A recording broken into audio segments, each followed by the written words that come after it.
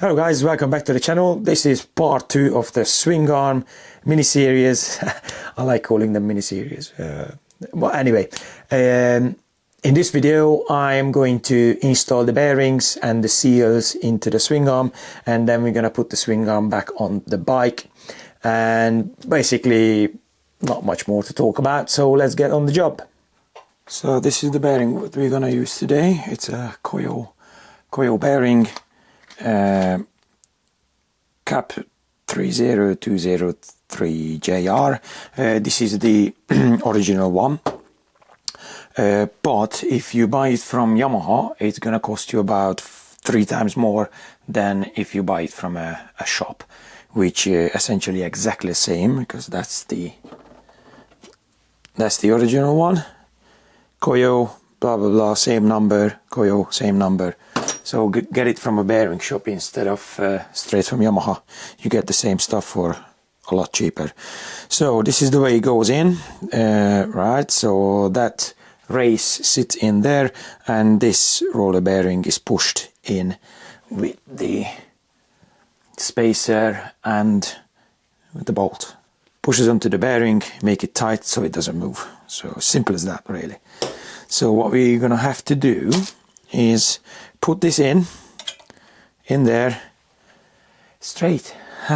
What you need is probably a rubber mallet to start it with. Hit it until you can get it flush, and once it's flush, then you need something soft like a brass rod. So when you get the brass, you just hit it, but once you get to that point, you need a proper steel hammer and put it all the way in. So we're gonna start it with the rubber one. So here we go. Try to make it evenly. So I'm gonna start hitting it like this first, and then like that.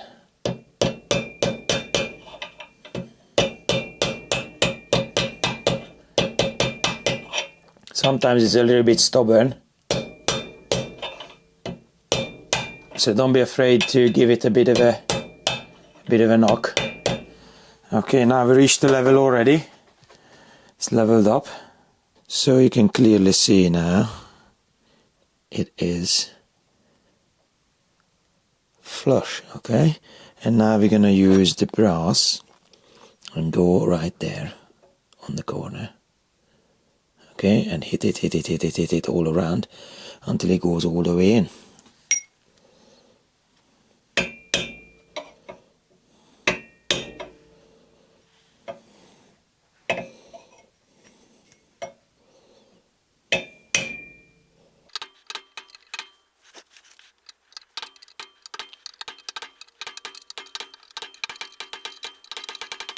Okay, this is where we are right now. It only took about a minute. About 2 mil to go.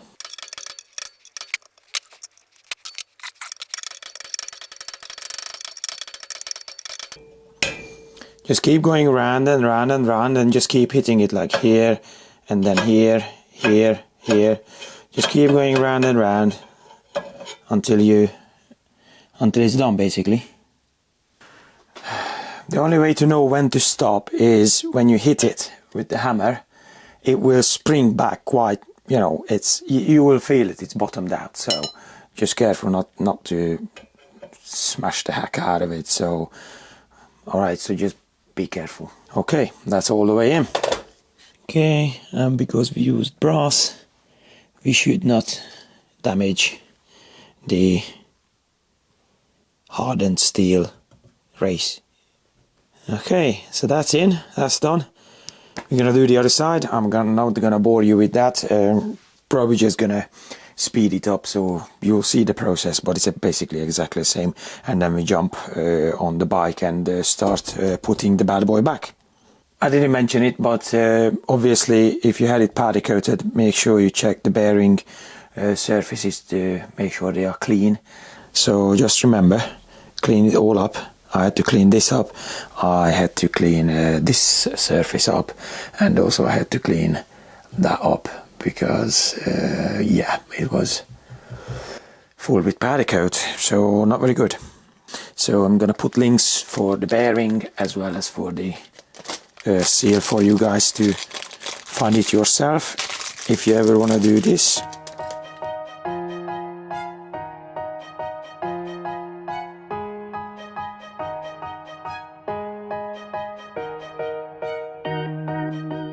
Now we got the bearing housing in, yeah, and I recommend to use grease with moly in it, which because it will last a lot longer, and this is something you don't like take out regularly to maintain. So you need something which is long lasting, and this was supposed to be a long lasting one. So use that for your bearing, grease it all up, put it in.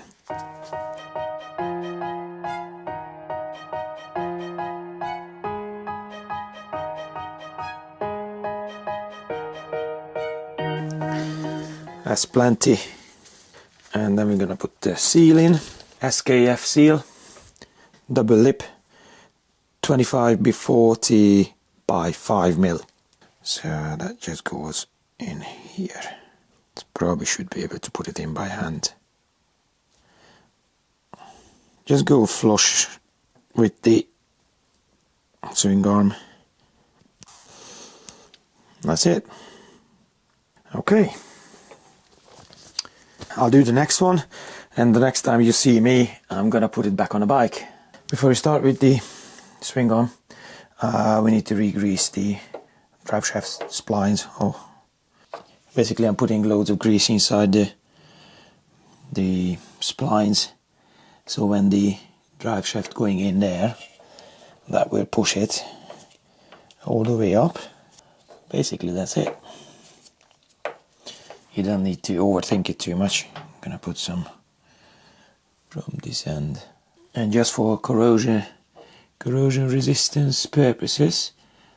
So the best thing you can do with the universal joint in there, as an outside protection, not inside the bearings, as an outside protection, you spray the hell out of it with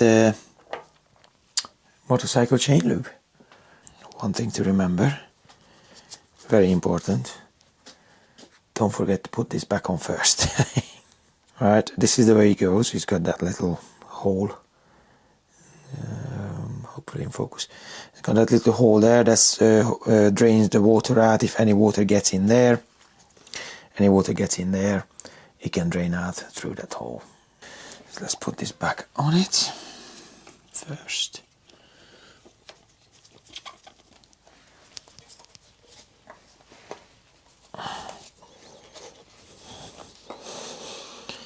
It gets stuck in between the frame and the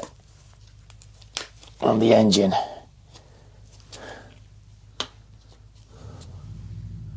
That's better.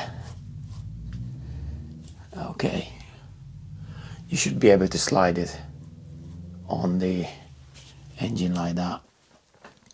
Once you're done spraying your universal joint on the outside, you can put this little rubber boom back in there. It's just easier to put it back in there now than when the swing arm is installed back in the bike.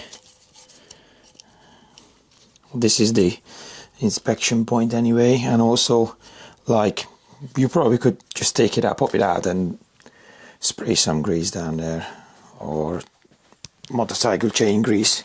When you put the rubber boot back on, don't forget to put the spacer inside the swing arm before you put the swing arm in there, otherwise you have to take it back out. So make sure you remember which one goes which side. So that was this, from this bolt goes to that side, and the other spacer obviously goes to the other side. So you just pop it back in through the seal, just like that. Okay, make sure that's in before you try to put it inside there, otherwise we have to take it back out. If you are at this point, then there's not much left to do. We're just gonna put this back where it belongs, going over the splines,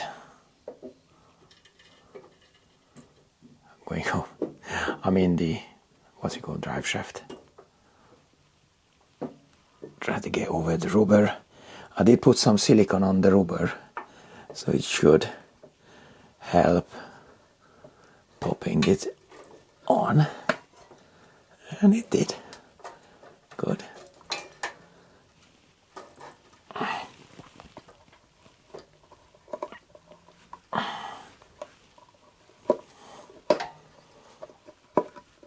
That's it. Nice. Okay. All we need to do now is put a bolt in there. Let's go move over to that side. After you wrestled it in, then you can line up the hole, that one, to this bad boy, and start screwing it in. That should find its way. It just did now. I'm gonna push this washer all the way down so it locks onto the frame. Just gonna spin it in quickly. That's it. And now we're moving to the other side. Right, basically the same here, same thing here. You just start screwing that in, line it up. This one is a little bit easier because it helps. The other one is holding it already. So just start screwing it in. Okay, now this swing arm situation is locked to the other side, okay? So what that means is you tighten up that one, that's a fixed point, and this bolt tightens up the bearings, pushes them, pull them together. When you tighten this up, 5.5 Newton meters. When you tighten it up, it pushes the whole swing arm that way, okay? So we're going to leave that loose for now, because we need to tighten up the other one 100 Newton meters first. So I'm going to do that next. 100, you can see it there. And then we're just going to tighten this up. How much was that? I can't see it. 60, 70, 80, 100. Okay. Now we have to bend this down, and then we need to tighten up the other side, 5.5 Newton meter, and then the lock nut 100, and then we're done. Alright, to bend it down, I'm gonna just put a little cloth there to protect the frame, and I need to bend it out a little bit because I can't get to it otherwise.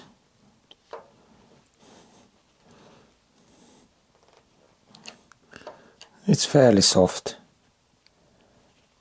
Okay, and now we're gonna use same tool like before, this sponge, and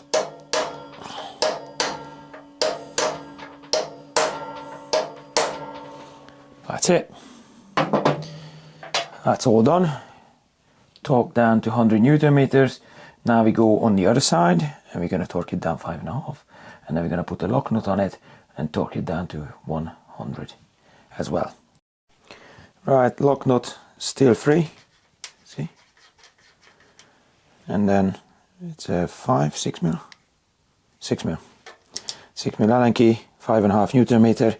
What I would do is just lift up the swing arm to make sure it's not jamming on the bearing or whatever. It's just whatever reason to make sure it's free, no jamming, and then just tighten this up 5.5 Newton meter. It's already set it to 5.5.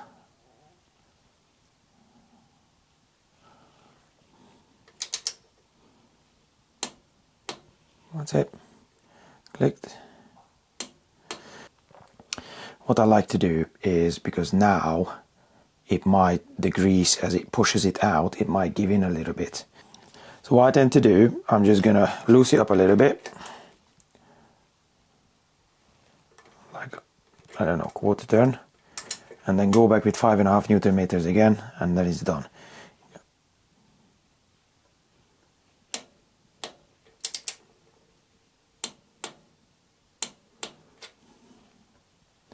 Probably it's not end of the world if you put down like 6 Newton meter or whatever, but don't put down like 100. And that's nice. Just move it sideways a little bit to make sure you got no play. Nope, rock solid. 100 Newton meter. Okay, 100 again. Hope you can see it. There you go.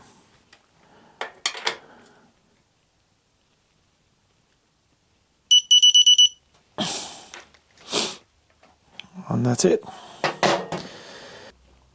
Oh, the bearings are lovely. Awesome. Absolutely awesome. That moves nice. So, check the video about how I took it apart, and basically just put it back together. Put the shock back in first here, put the shock back on, put the other shock back on, and then you can put the final drive back in, and you're good to go. Okay guys, now I watched the installation video. I hope you liked it. I think it was awesome, as usual. I really appreciate your time here, whatever you spend, 1 minute, 2 minutes, 5 minutes. Doesn't matter, it really helps the channel grow. I really appreciate if you decide to subscribe to the channel and leave a comment down below. What do you think, if I helped you or not? As you can see, I'm over 500 subscribers now. Big thumbs up for you guys all over on Facebook groups where I'm a member. If you want to find me there, just click on the link on my channel page, or I'm gonna put a link in the description so you can go over there, and also I'm gonna put a link for the Facebook group so you can join, and then we can have a chat over there if you want to. You can find me there. Stay tuned to the channel because big plans coming. I think I mentioned it earlier.